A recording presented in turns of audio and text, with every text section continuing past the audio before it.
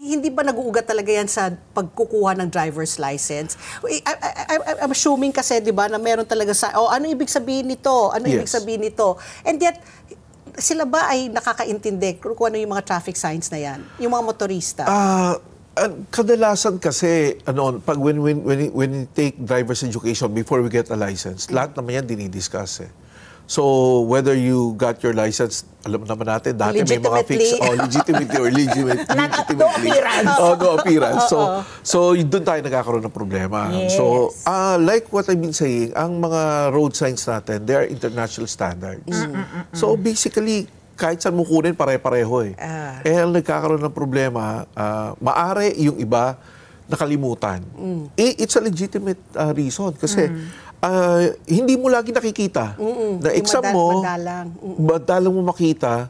So, pag nakita mo, ano nga ba to? So, nakalimutan na. So, that's why we are advocating, bakit hindi tayo mag-refresher course for drivers? Correct. I-correct, natin to, i-review natin ulit. Kasi, for me, I got my license in 1993. Nung nagtuturo ako sa TED, sa driver's seminar namin, yung mga kumukuha ng seminar doon, there are people na age 60 plus. Sabi ko, are you still driving? Sabi ko, sir, nagdadrive pa ako, no? Pwede pa naman ng 60 na kami, nagdadrive pa ako. Public utility, di ba? So, medyo mahirap na eh. Kita mo si Ani, nagdadrive ng bus.